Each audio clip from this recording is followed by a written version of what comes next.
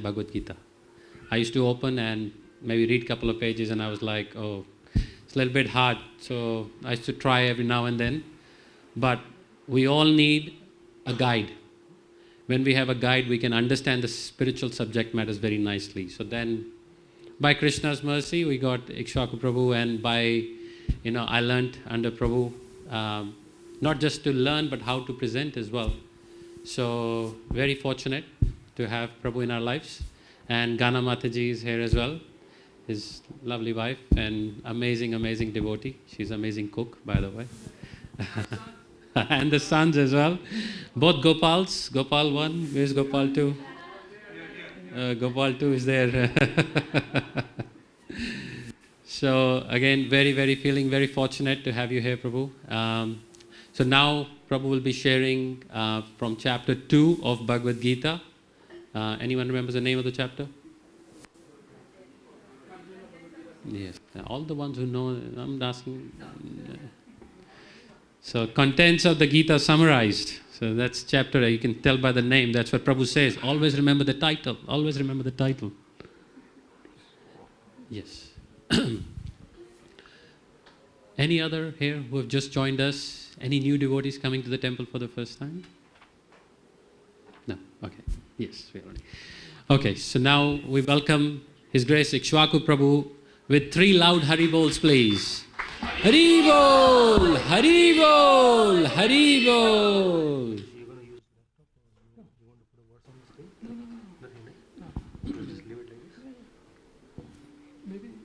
Because we may have to stop and use the sound system for the audio. So it's okay, right?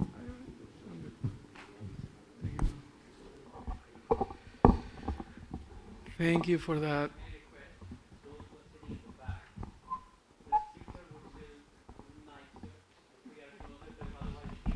It's working. No.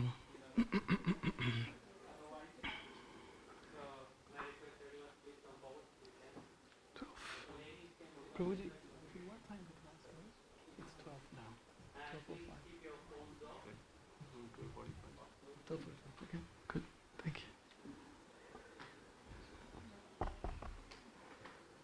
Hare Krishna. Thank you everyone for being here. Yet another Sunday love feast where the love of Krishna is presented in the form of instructions. We used to have a preacher back home in South America who used to say, blessings means instructions. So we have Krishna's blessings in the form of 700 verses in this book called the Bhagavad Gita, as it is, presented by His Divine Grace, A.C. Bhaktivedanta Swami, Srila Prabhupada, who is the founder, Acharya, the one who established this institution in 1966. He came single-handedly and he traveled to America. Guess by how? Some of you know. But I don't know if any one of us will be willing to go to Fremantle, take a boat, go to the States. I don't know how long would it take, right? Maybe it's a cruise, that will be nice, but otherwise, it was very challenging, very taxing. So here we are, learning from His Divine Grace, from His instructions, and you all have access to these books. So what you have to do is just buy. This is the biggest, not the biggest, but one of the biggest versions of the book, but otherwise there are small versions. In Delhi we have a gigantic, I think it's a world record, Bhagavad Gita at least, and I don't know how big it is, but it's very, very big. So the idea today is, or the section that we are reading today is from chapter 2, text number 31. And we will read a few verses and some of Srila Prabhupada's words in regards of this topic. So before doing that, we're going to chant a very powerful mantra. It's called Dwadasha mantra, which means 12 syllables. And generally that's a mantra. Mantra means some sound vibration, transcendental vibration that help us to protect our mind, cleanse our mind. That's the meaning of mantra. So this mantra is generally recited when we are studying the scriptures. So we all recite 3 times. Om Namo Bhagavate Vasudevaya. Om Namo Bhagavate Vasudevaya. Om Namo Bhagavate Vasudevaya. So now we're going to read the Sanskrit. Some of you may be able to repeat, but if you can't, that's fine. We will then do the translation in English. Swadharmam apichavekshyam. Swadharman apichavekshyam. Navikam pitumarhasi. Navikam pitumarhasi. Dharmyaddi yudakshreyo nyat. Dharmyadhi yudakshreyo nyat. Kshatriyasya navidyate. Kshatriyasya navidyate. Translation. Considering your specific duty as Kshatriya, you should know that there is no better engagement for you than fighting on religious principles. Kshatriya means warrior. And so there is no need for hesitation. Please repeat. Considering your specific duty as a Kshatriya, you should know that there is no better engagement for you than fighting on religious principles. And so there is no need for hesitation. Purport by His Divine Grace, Srila Prabhupada. Out of the 4 orders of social administration, the second order, for the matter of good administration, is called Kshatriya. As I said before, Kshatriya means warriors, military. Shat means hurt. And one who gives protection from harm is called Kshatriya. Trayate means to give protection. The Kshatriyas are trained for killing in the forest.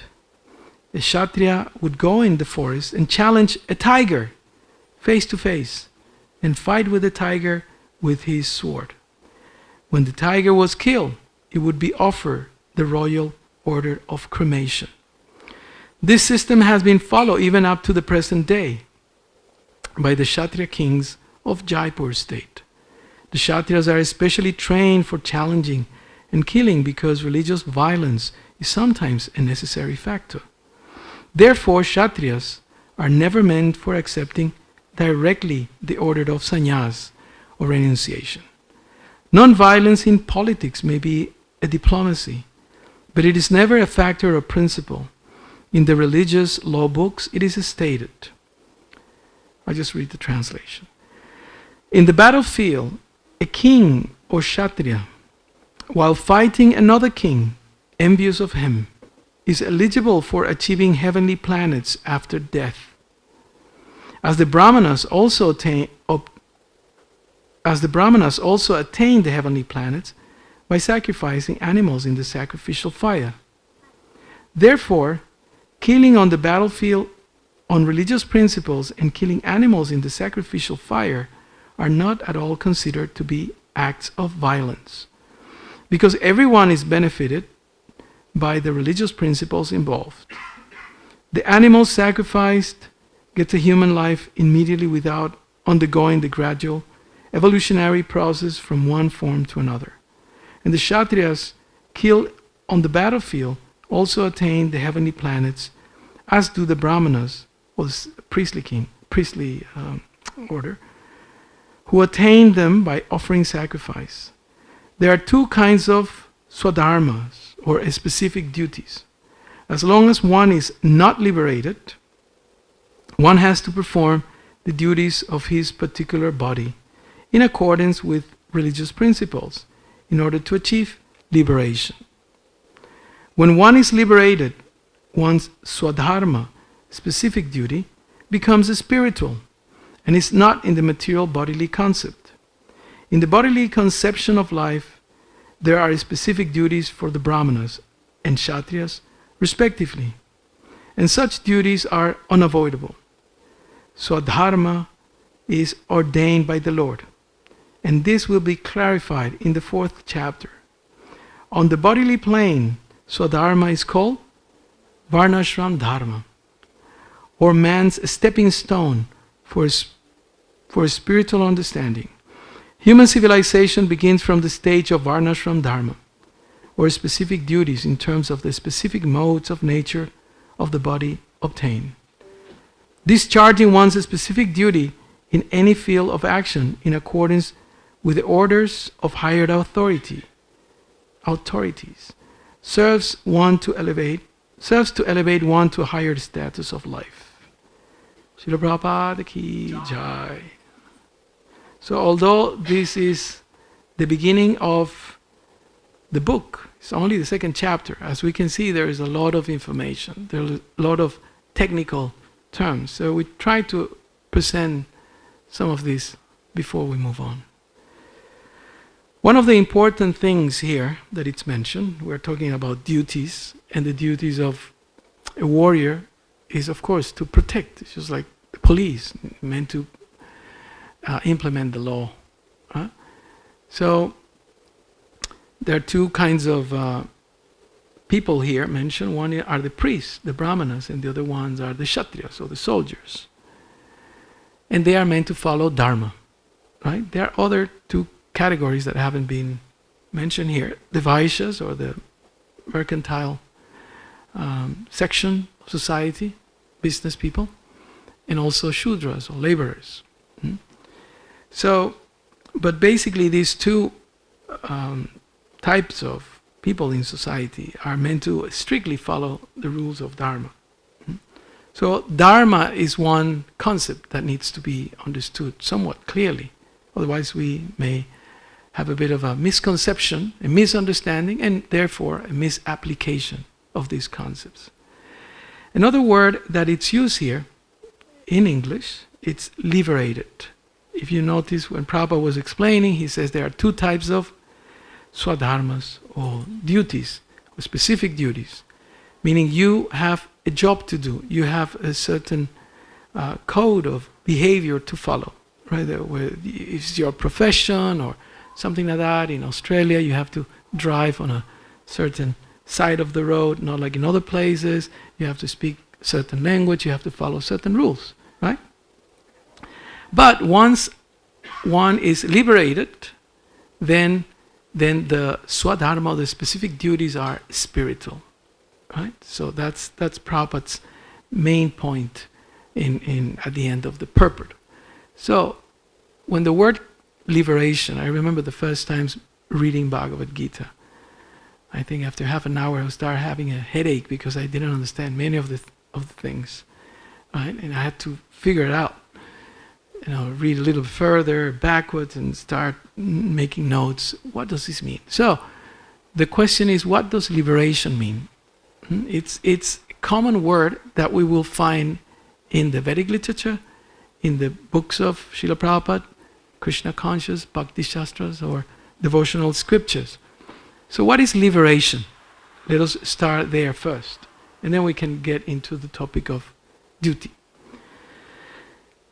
The idea that is presented in the Bhagavad Gita, especially in the last section of the Gita, starting with chapter 13, refers to freedom or liberation. In Sanskrit it's called moksha. So in that section, the entrapment of the living entity is presented. More than the entrapment, the opportunity for us to be free, right? In the first section, our identity is presented. Who are we? What are we meant to do? The type of work that we are meant to perform, the duty or the dharma. In chapter 4, the type of knowledge that we require to perform those duties in a perfect way and achieve success in the form the human form of life. In chapter 5, we find the result of doing all what it has been explained in chapter 2, 3, and 4. Right? And what is that result? Okay, let us make this real. Otherwise, it gets too philosophical, and a few of you will start nodding after a few more minutes. Right? What's your feeling when you arrive early at work? You're prepared, you do your duties, you behave, you don't lose your temper, and you just tick all the boxes throughout the day. What is the feeling that you have? Huh? Content, right? What else? Satisfaction, yeah? Same, satisfaction, right? Like that. Peaceful. Thank you very much. Who said peaceful? Oh, there you go. Peaceful. You feel at peace, right? I always remember Sunday evenings when I was a little kid and I haven't done my homework. Remember those feelings? Right? Just couldn't enjoy. When playing with my friends and cousins and all the rest, and then I haven't done my homework. Oh my God! It was just like to go there and do your homework. You were very disturbed. You're not peaceful at all. So the result of doing your duty, as explained here, understanding that who we are, identity-wise, a spiritual, existential identity, right? Following the recommendations of the scriptures, following the manual, right? The Vedas, right? Gives you that result. Peaceful. You become peaceful. Krishna uses the word Gyattamam Shanti Richati. Shanti, yeah? Right? Shanti. Shanti means peaceful. Right? And he used that word several times in the Bhagavad Gita. Before that, now let me ask you another practical question. What does everybody want? Everybody means you. So don't think about someone else. Think about you. What do you want? Normally. Happiness. Thank you. First of the blocks. Happiness. Krishna very cleverly, just like when you're hunting, you know, Easter is coming, right? Easter is coming. So I always remember this. I have said it 100 times. I know some of you know this. I'm going to say it again. Sorry, my son is here, so. You know, I remember when we came to Australia, right, and then this Easter fever hype was happening. You know, we are from South America originally. I mean, this body. So we don't practice those things like that. We have other sort of practices. Maybe unmentionable, some of them.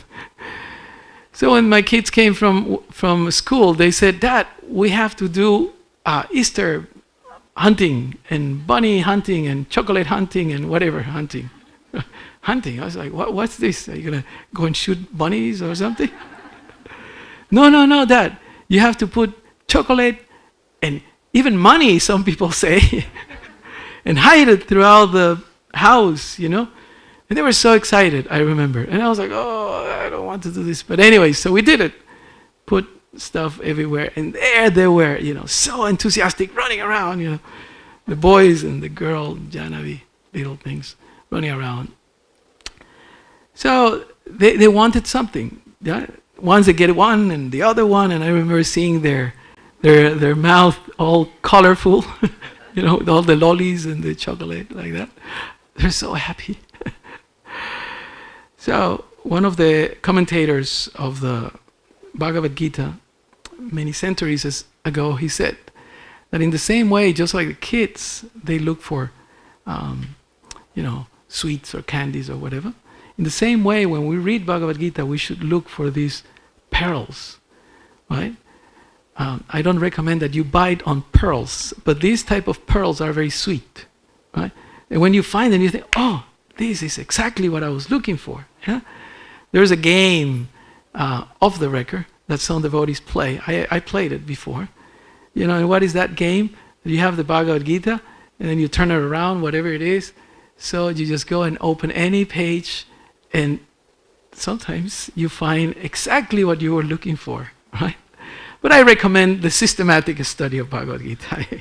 Rather, let's go step by step, section by section. So just like in that way, Krishna sometimes hides these sweet pearls in his instructions to Arjuna. So before he mentions the word Shanti in chapter 5, the very last verse, the very last line of that chapter, he has indicated in chapter 2 that in order for us to be happy, right, that's what we all want, right? We agree on that. We first have to be peaceful. Try to think of a time in your life when you felt happy, but you were not peaceful. Huh? Your daughter was sick. Is she all right now? Yeah? Yesterday, yeah? So you were like, oh, I have to go because she has some fever or something. So I said, no, Prabhu, just be happy. She's not the body. Right? She's the soul. Just be happy. No, if you're anxious, if you're, concerned about something, stressed about something, it's almost impossible to be happy. Right? You may smile, but that doesn't mean that you feel happy. So Krishna addresses this point early on in the Bhagavad Gita. And then he says, in order for us to be happy, we have to be peaceful. And in order for us to be peaceful, we have to be connected. That's what he explains. Yeah? We have to be connected. So these are some of the foundations, some of the pillars of this presentation. Right? So liberation, as I was mentioning, means to be free from this happiness and unhappiness. And what are the examples that Krishna uses? You see, in the Bhagavad Gita we find many questions, and many questions are relevant to our reality, right? And on one hand we have Arjuna's questions. How many questions Arjuna asked in the Bhagavad Gita? Who said 35? You said 35. Was that a guess? Yeah, 35. A round of applause. Yay! 35. Perfect answer. I never expected that. Yeah, some others say it's only 16 or 17, but because each of those verses where the questions are sometimes are divided, right, into more questions. So it comes around 35. Some may argue a little bit more or a little less, but let's say 35 is a perfect answer. So many questions on one hand, and the answers of Krishna are on the other hand. Now, Krishna, it's called Mahaprabhu. Anybody from Orissa, from Puri here? Anybody? Odiya, as they call? Orissa? No Orissa? Wallace? Yeah? When you go to Orissa, when you go to Puri, where Lord Jagannath lives, Lord Jagannath, they call him Mahaprabhu. Right? Mahaprabhu. Mahaprabhu is generally a name that Lord Chaitanya is given. Mahaprabhu means the great teacher, the greatest teacher. Right? Mahaprabhu. So as the great teacher that Krishna is, either in his form of Chaitanya or in his form as Jagannath, he very cleverly hides some of these sweet pearls throughout the Bhagavad Gita. So he hides them, and then you are meant to find them. That's the game. Right? So the liberation that Prabhupada is referring to is liberation from happiness and distress. Right? Happiness and distress. And he uses analogies for you to remember. Analogies is a very... Any teachers here? Yeah, many teachers. Yeah, people are teaching. Yeah, right? I know some of you teachers. So when you use analogies, it's easier. Storytelling is one trick, and the other one is analogies. So practically, the first analogy that it's used in the Bhagavad Gita is something that is very relevant for some of us, or maybe for most of us, or all of us. And the analogy is that happiness and distress are compared to what? Summer and winter. Anybody love summer? Not in Perth. In Perth, is summer is torture. Come from the eastern state, and it's so different. The weather is so different. One day it's really hot, right? The next day it's chill, and then you have to put your jacket and your chadars, and it's, and then the following day it rains. So it's very different. And I remember hearing, I think a comedian or something, he says that Perth, when you come to Perth, the first time he came to Perth and he said that he opened the door, the front door or whatever he's staying, he says, this must be like the breath of the devil. So hot. So hot. So dry. Oh. So I forgot about that when I just came. It was very hot the other day. So Krishna uses analogies. So the first analogy is summer and winter, heat and cold. I am a tropical creature because I come from Ecuador, and that's right in the middle of the world, planet. It's very hot, very humid, just like Mayapur, like that, West Bengal, or Malaysia. Anybody from Malaysia? So it's like that, you know. And I don't like winter. I just don't like winter. I just, feel horrible for a number of months. But even winter I'm sorry, it's like I'm making advertisement for the eastern states. Yeah. Come and invite us. Yeah, visit us. So we like some things, we don't like other things. So Krishna says, don't be disturbed. Huh? Don't be disturbed. What's that verse? What's the verse? Matras, titikshava. Matras parshas tukantaya sita ushna sukha dukkha agama payino nityas anityas tam titikshva savarata. Titiksha means, Panditji? Tolerate. You have to tolerate. The currency in this material world is tolerance. If we don't tolerate, we're in trouble.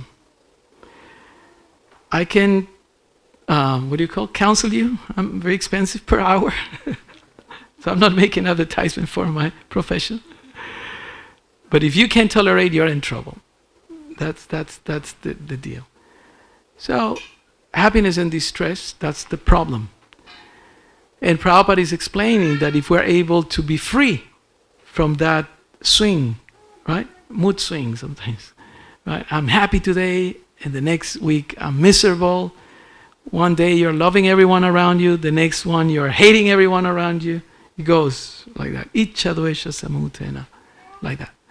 So, when we're free from that, and there are some more spices around that. It's not so simple. I'm just making it simple. Jai Gornitai Ki Jai. I'm making it very simple. But there's other spices. I always say this, I'm not a cook. My wife is an expert cook. She's a chef. And I just enjoy. But I see her when she cooks, and then she goes there, like she's talking to all the spices. I see all the cooks. I observe you people, you're like scientists of sorts. And you're like, oh, should I put this, more of this? And I'm just looking at them, what are they doing? Just put some salt, turn it, that's it.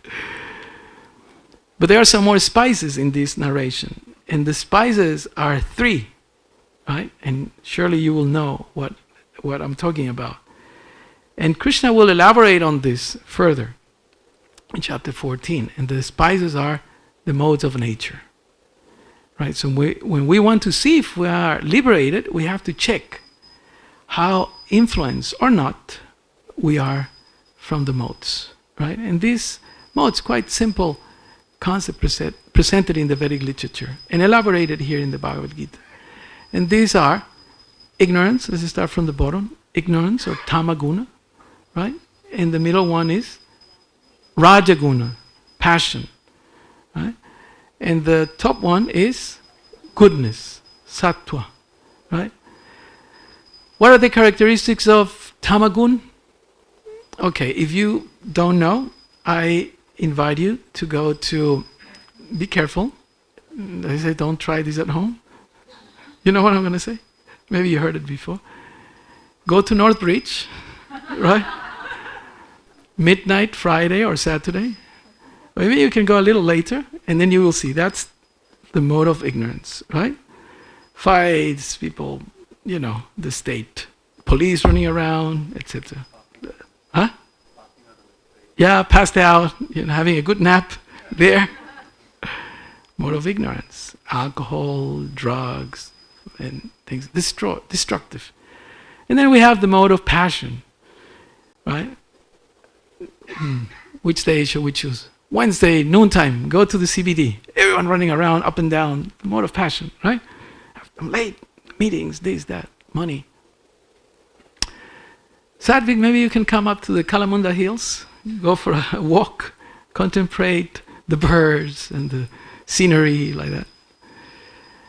But these three modes generally are like, how can we say, like shackles. Like shackles. When explaining this point, Srila Prabhupada used to say, you have the option. We have brass shackles. We have, what's the other one? Silver. And we have gold. Okay, don't think too much.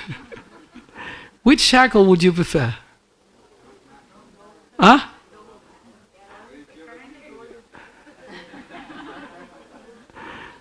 So that's the question that Prabhupada will. Oh, they are shackles. They impede you from experiencing your full freedom. Right? So none of them are good. So one may argue, why not goodness? Right? Be peaceful, philosophical, organized. What's that? Growth mindset, that's the buzzword nowadays. You know, you want to evolve, you want to improve your communications, be empath about others, empathetic, right? Understand, be concerned about the world, save the whales, you know, donate for the conflict in the Middle East or whatever else, you know. Oh, I'm a good person. So what's the problem with that?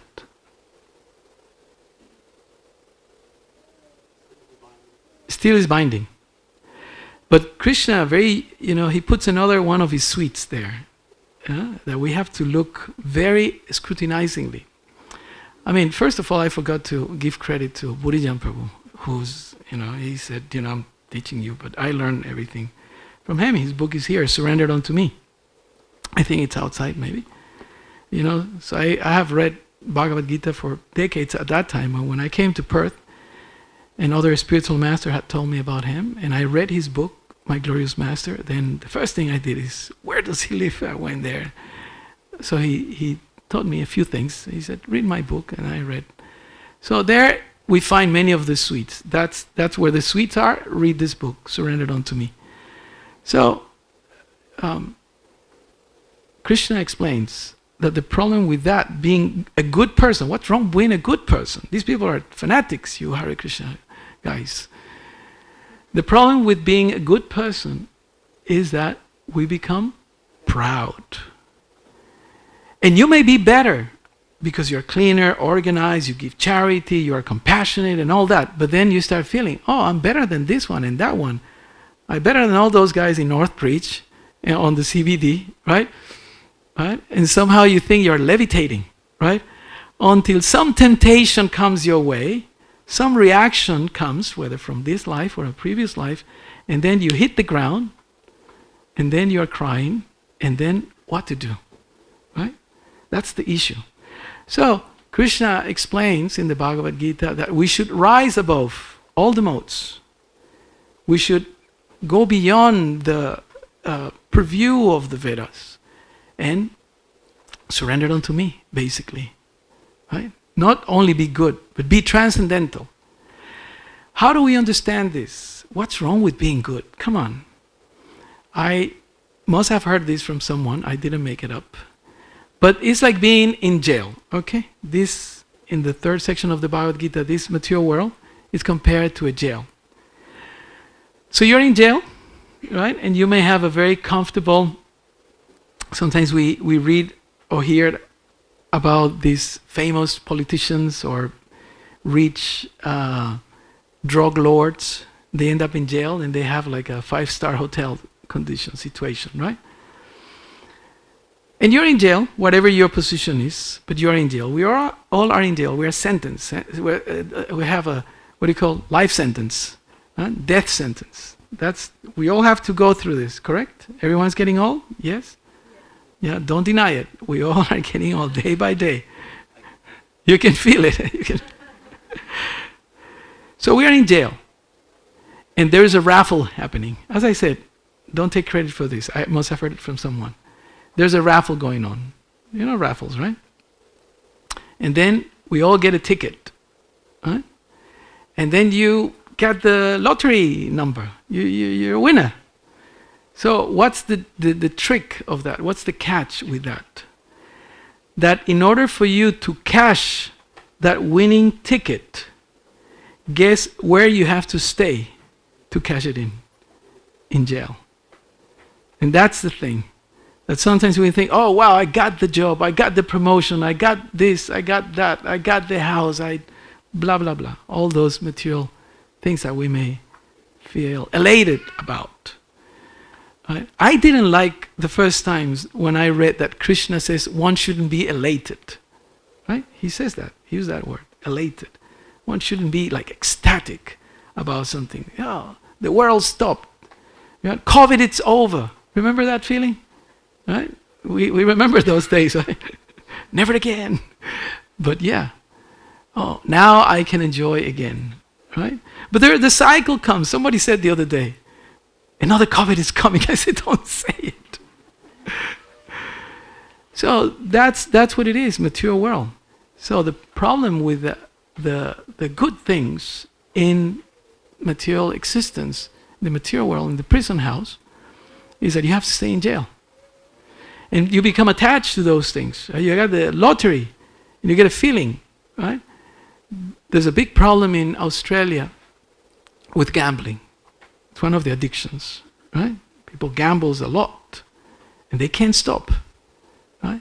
And it's that feeling. Sometimes when I have spoken to people who have that addiction, that problem, they say, I just can't forget the feeling of winning. I said, but you lose more than what you win. Why don't you remember that one? Right? No, it's just such a thrill, such a kick. Right? So we get entangled, just like a hamster that runs and runs and runs and thinking, okay, I made it again and again. That's called samsara. So, when we are free of that, it's called liberated. Moksha. No more. Wouldn't you want that? Wouldn't we want that? I used to work in hospitals. And you know, one thing that Burijan Prabhu told me, I said, it's so... you work in hospitals? No, kind of, close to it. The closest it gets to that. But there's misery throughout, all age, right? Misery. People are in pain. The family members are in pain. And you enter those hospitals. I worked in practically every single hospital in Perth. I don't know if there's the same names now, Charles Garner and Prince Margaret, Royal Perth, and all, what's that? I used to work there too, and others in the north, in the south, Armadale, and so many. And every time I enter, even though the place was clean and nice, and what do you call, the gardens are there, and the music background, and everyone smiling, and everything, you could feel it. People are, you don't go to hospital to enjoy. Right? So, this material world is like that. You know, we are here and we are paying, unfortunately. I don't want to spoil your Sunday, but that's the truth. So when we are free from that, we're able to live our true existence spiritually. So Burijan Prabhu used to tell me, the more you feel that the misery is floating around, the more you think of Krishna. Krishna says, Dukhalayam asaswatam. It's true. It's true. What he says, you want to experience something? Go to a hospital. It's there. You can go to other places. One day I ended up in the morgue, right? And I went and I said, no, I don't want to do, you know. He says, oh no, but here this you can help, blah blah blah. I said, no, it was too intense. And I remember once, where was this? In Hong Kong, I think. And there's a lot of talk about sense gratification. You will hear that. Sense gratification, enjoying. What's wrong? And I remember the Swami Giridhari Maharaj, he said, I said, well, you know, what's the problem, you know? And he said, go to a shopping center. He told me this. Go to a shopping center, and after half an hour, you sort of reflect your state of mind when you enter. And after half an hour, ladies will agree with me. Yeah? After half an hour, check. I think I could buy that one, you know. Oh, that color is nice. Bit expensive, but maybe for my birthday or Christmas, I just buy it now, you know, if I don't tell my husband or whatever, you know. But it influences you. So being in this material world is not that it's a unpleasant experience to the senses. It's a nice feeling, right? I bought this and it's new and it's useful and I got a cheap sale. As soon as we see the word sale there, boom, yeah. So if we're able to get out of all that, then we're liberated. So back to our topic, the duties that we have to perform. So the question is, adapting from the Greek philosopher, to work or not to work. Have you had that feeling when you didn't want to go to work? Huh? Do you have it regularly? Or is it only me? Every day. I always say it's Monday morning, but it's every day, right? So this section is very, very relevant to us, right? And I remember with my wife, I don't know when it was, 2018 or somewhere, we went to China. And in China, we had to do some seminars about Bhagavad Gita. And I was preparing the first presentations, lots of devotees there, 40 or so, and in a home program. And we started discussing chapter 3. I chose chapter 3. And I said, chapter 3 is called Karma Yoga, right? The yoga, or as Prabhupada called, the art of work. Karma Yoga, he translated as the art of work. And I said, this chapter 3 is you people's chapter. You know, and everyone, by the translation, and everyone cheered. Yay! Like so happy. You know, see most of your clothes where they are made or whatever, you know, everything's made in China, made in China. And they were so attentive, you know, 40 pairs of eyes, they were just listening to every single word. The art of work.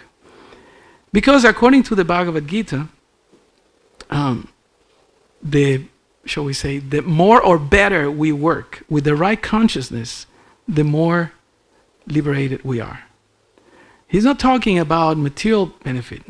You know, generally we say the more we work, the more money we get. But as you know, the more you work, the closer you are to burning out. It's the cancer of the working class, right? But according to the Bhagavad Gita, Krishna is going to teach us a way by which we can work and we can be free from anxiety. We can be peaceful and we can actually be happy. What is, at least those who have worked, I don't know, I would say maybe 15, 20 years. What is that you wish the most? What is that you think the most? Tell me honestly. Retirement, thank you. You got all the right answers, right? Retirement, which means when the heck I'm going to stop working, isn't it? That's what we think, right? When will that day be mine? The Vaishnava poet says, Bhaktivinoda Thakur. So here we're going to go head on into how to work and achieve perfection at the same time. You don't have to go to the forest of Kalamanda. Maybe you can come to a temple, but don't get lost there. So Krishna is explaining the science, how to do that. Because what we can call in what's called industrial relations, right? That's how it's called? Industrial relations, when you have conflict with your work and you want to put a complaint, harassment, excessive demand, I have a long list, poor support, unclear job descriptions and all that jazz. You have heard it, those who work, right? Arjuna is having an issue here. The issue is that he had to go to work, but he didn't want to go to work. So the HR department comes and sits across the table and says, okay, tell me, what are the issues here, right? So Krishna is doing a bit of a industrial relation counseling session here. Okay, let's talk about this, all right? So this is this section, and it's called Karma Yoga. So we're trying to simplify it and make it relevant for all of us so we can connect. And I hope that some of you at least going to go after this class and go to chapter 2 and chapter 3 and chapter 4 actually, and explore a little bit. So, in essence, because we don't have that much time, in essence, how can we achieve perfection while we work? Any suggestions? How can we achieve perfection while we work? There are some simple answers, and there are some more profound. Doing your duty, right? Just follow the manual, follow the guideline, follow the code of conduct, job description, etc. Okay? Working in the right consciousness and also not being attached to the job. Working in the right consciousness and not being attached to the results. So if you don't get paid next week, next fortnight, let it go. Let it go. Now he's thinking, I don't know where you're looking, but okay. There is an interpretation to that. I agree. I'm just teasing you. Anyone else? You had your hand up. Same thing? Okay. So same. After 4-9, no. So you check. But yeah, that's following your. So Krishna presents a very direct, should I say, overly assertive, appears statement here. He says very simply. Chapter 3 will say it later on. Work for me. Huh? He goes right to the core of the problem. Work for me. You're working for you. You're working for your body. You're working for your other bodies. Right? X, Y, Z people around you. Right? But work for me. That's what he says. Krishna makes it very, very easy. Perhaps millions, Gopal Chandra, millions of verses in the Vedas.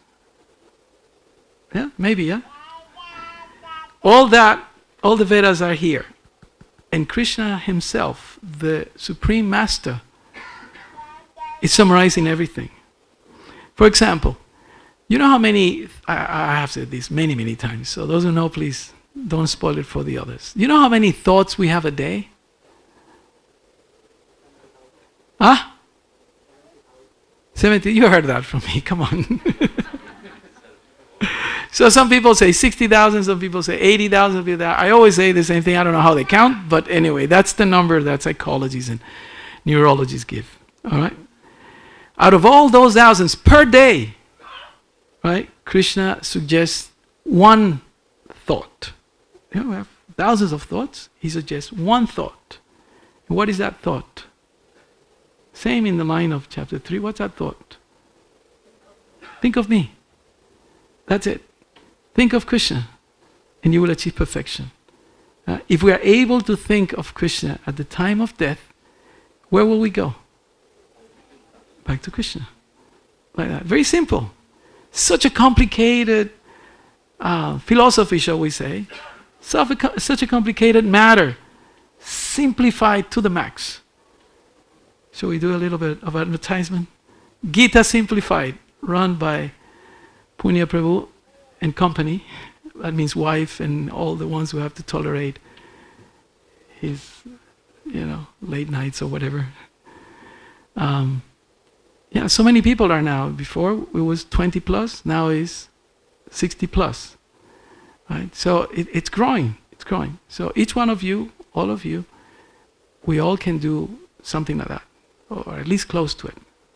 Teach Bhagavad Gita, because this is the art of work, the art of living, the art of dying. It's an art. So we can achieve perfection. So how to work and at the same time be able to achieve perfection. That is the message of Karma Yoga. So Krishna says, work for me. When he says work for me, it means work in consciousness of me. Right?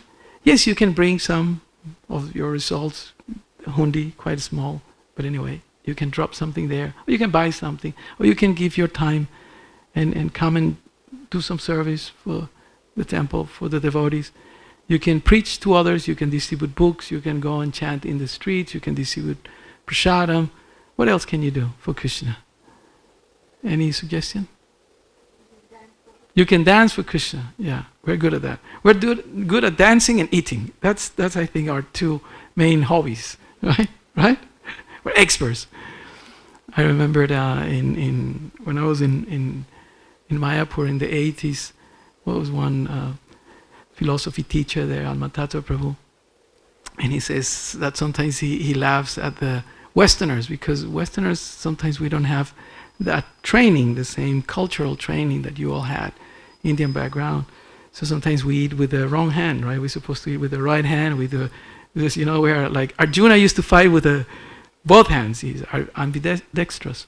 And he says, you Westerners are like Arjuna, you can eat with everything. Chant with this hand. I remember I was talking to someone, a doctor, and then she said that when she started chanting, she said that they taught her how to chant. And then she thought, oh, I better chant with my left hand so I can cook with my right hand. And I can use the mouse with my, very practical. We Westerners they call us pagli. You know what pagli means, right? A little crazy. Yeah. Crazy good crazy. Crazy things. So in that line, Prabhupada explains what Krishna is presenting here. Work for me. How do I work for Krishna? If you really want to know how to work for Krishna, then you have to read 3rd chapter, and you have to read 4th chapter. But that might not sound too inviting, right? So in order for us to simplify things, Krishna says in chapter 4, very simple. You see how that's why he's called Mahaprabhu, right? Master teacher. So in order for you, if you want to learn something as complex as, medicine, or accounting, or what else? Law, yeah? Or engineering, right? What do? That's all what you are, so you should know, right? You have to find a teacher, you have to enroll yourself at their heart, that these people really want to help you. And if you are able to find that person can honestly tell you, look, what's your name? Milan. Yeah. You are off. You're off track. You better come to, the right way of doing things, because this is not doing things, because this is not, You may accept it or not. You always have free will. You always have a choice. But at least you have a point of reference. Now, in the spiritual life, generally we suggest 3 points of reference. What the Shastra says, or what the books say, what the spiritual master says, or some representing person of the spiritual master, instructing gurus and people like that, or superiors. And what else? Other practitioners. You can check with others. Did that go well? In this way, if you do it like, I'm thinking doing it like this, you did it like this, how did it go? What was your experience? So it's Guru, Shastra, and Sadhus, and other practitioners that may be in your same situation. That's okay? Yeah, it's really makes Thank sense. you. Someone else here? There. Sir, I have a query. Namaskar. Hare Krishna. Hare Krishna. In Srimad Bhagavatam Gita,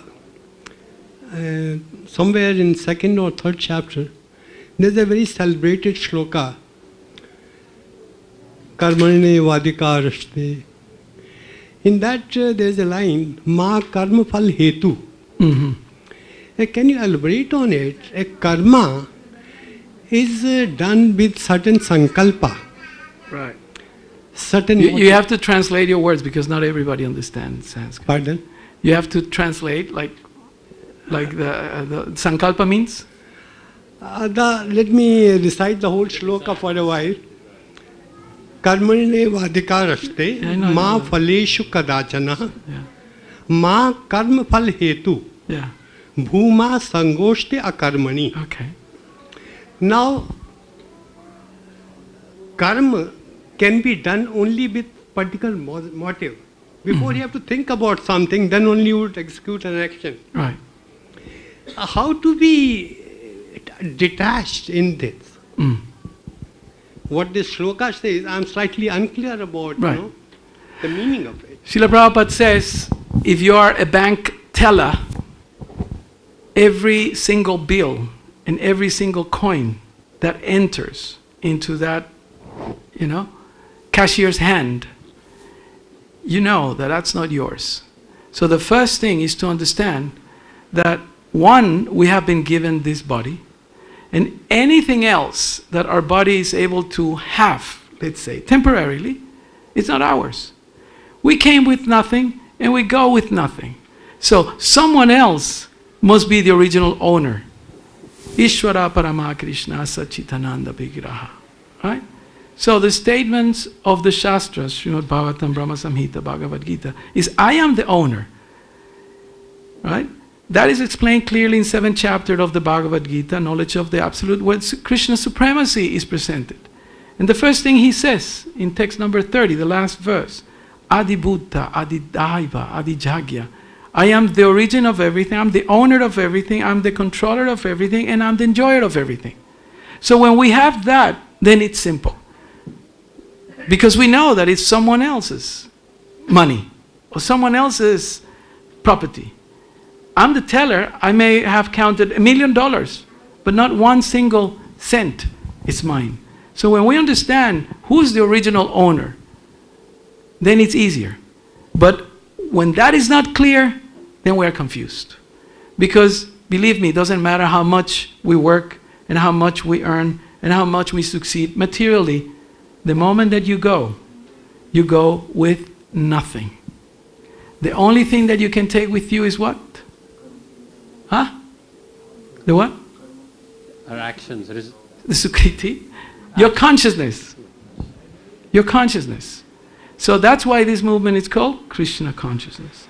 We can analyze things and we can talk and talk and talk, but we have to bring Krishna into the picture. Because if Krishna is not in the picture, then it's going to be very complicated. Very complicated. And we're going to need a lot of good luck, because it's going to be very, very difficult.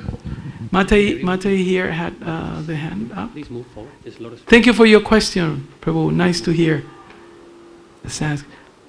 Punya Prabhu, the Matai is here. Sorry. That was 2.47, by the way. Hare Krishna, Prabhu. According to today's verse, you're saying everybody's doing their prize group duty, which is okay. For example, the Kshatriya can kill the animals, and the Brahma can also doing the sacrifice with the animals. So can I understand, as a doctor these days, some of the students practice to become a doctor. Sometimes they have to use the animal, doing some experiment in the lab. So is that also okay? I don't know. What's the saying? The end justifies the means, right? I would say partly, but I cannot comment in detail about that. I can talk, but that doesn't mean that I'm giving a Siddhantic response. I guess there are some things. For example, there are certain things that we are exempted from. Right? Let's talk about killing. Let's get more specific about that. Throughout the day, what is it? 5 activities. Can help me with that one. Panchakarma, Panchapapa. Right? When you walk, you're gonna kill some insects today. But you did it unconsciously, right? Because then when you talk also, right? Something may come like that. When you eat, right? Be conscious of that. When you clean, sometimes accidentally we see. Yeah? And when you, what else? No. Breathing is there, yeah. But when you plant things, when you sow something, yeah, worms like that. So it's practically impossible to be totally free from killing, let's say, or from that sort of karmic action. But there are things that you can avoid. And I heard the story from a devotee who was a nurse, and due to the circumstances, she ended up in an abortion clinic, working in an abortion clinic. So how do you deal with that? So she was confused and this and that, but I have to maintain my single mother. I don't know. I read it. Indradyumna Swami's disciple. So she brought it up to her Guru Maharaj, and her Guru Maharaj said, "You have to stop right now, Maharaj, but then I won't be able to sustain myself and my family." He says, "No." And he got all his disciples to collect at least until she can get another job and things like that. And sure enough, after a few weeks, then she was able to work in a place that was, acceptable. And but I remember that as extreme cases, it's sometimes difficult to pinpoint exactly. But you have to use your common sense. And if not, you don't find a satisfactory answer, then you consult with the spiritual masters or some senior people that Krishna may bring into your life, and then you can make the decision. Thank you. Please. Another thing is, I just think because everybody born in a certain body, right? Mm. And they have their own karma, and sometimes they has to be in this situation. Mm. They have no choice, and as long, according to the book, if you're not doing anything for your sense enjoyment, everything is just perform your prescribed duty. Right. That is okay, or can I understand that? Well, like that? To say that we have no choice, that's a risky area to enter. We always have a choice, right? For example, if I'm mistreated at work, I may say, according to the book, it says I have to do my duty regardless, right? But I can always say, I don't want to work here where I'm mistreated unnecessarily, harassed, bullied, and all those sort of things. That doesn't mean that I don't want to work ever again. I'm just going to go look for another job. Okay. Yeah? But to say that we don't have a choice, that's not exactly right. We always have a choice. It may appear that we don't have a choice, but we always have a choice. And the choices also may manifest according to our proper acting and thinking. And if we cannot, I always say this, we ask someone else, right? And Krishna will act through those people that we ask. And then may say, what about this? I haven't thought about that. Yeah? I haven't thought about that. What about I start looking for another job? Sometimes I say to my clients. They said, I haven't thought about that. Yeah. So sometimes we need the help from others too.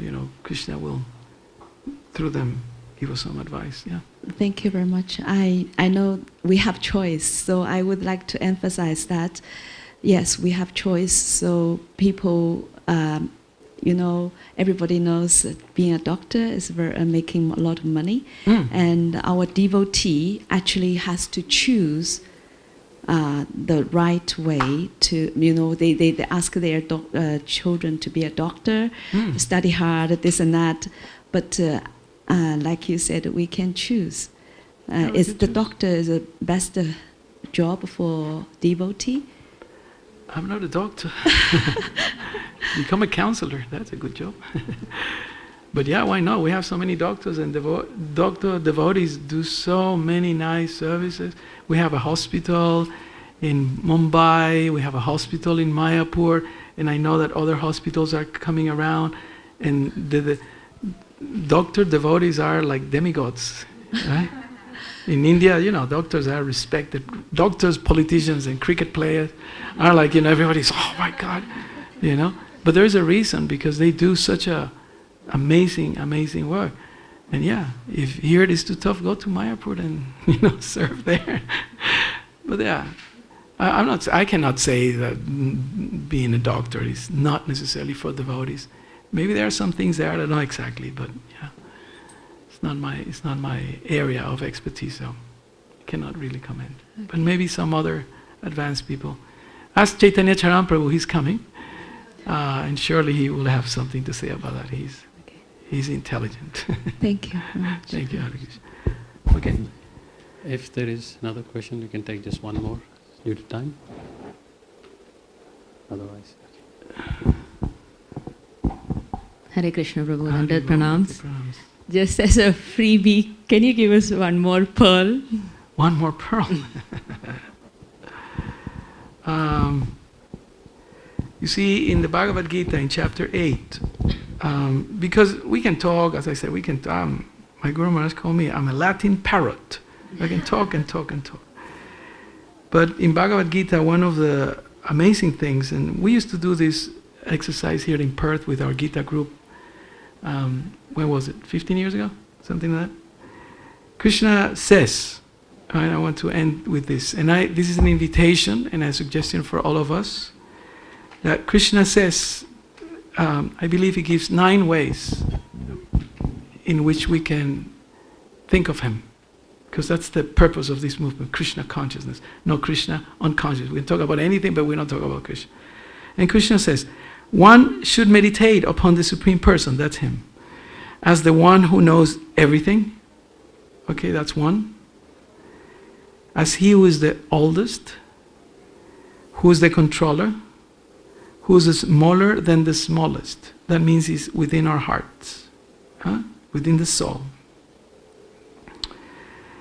Who is the maintainer of everything, who's beyond material conception, who's inconceivable, and who's always a person.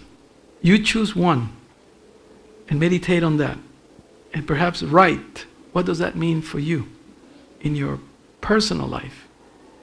Right? And what can you do to enhance or to improve that meditation? And even further, how can you convey that to others? Right? I think that's the best I can do. Thank you. Srila Prabhupada ki jai. Lord Pramanandi. Hari Hari. His Grace Iksvaku Prabhu ki jai. Can we say 3 loud Hari Bols for Prabhu? Hari Bol, Hari Bol, Hari Bol.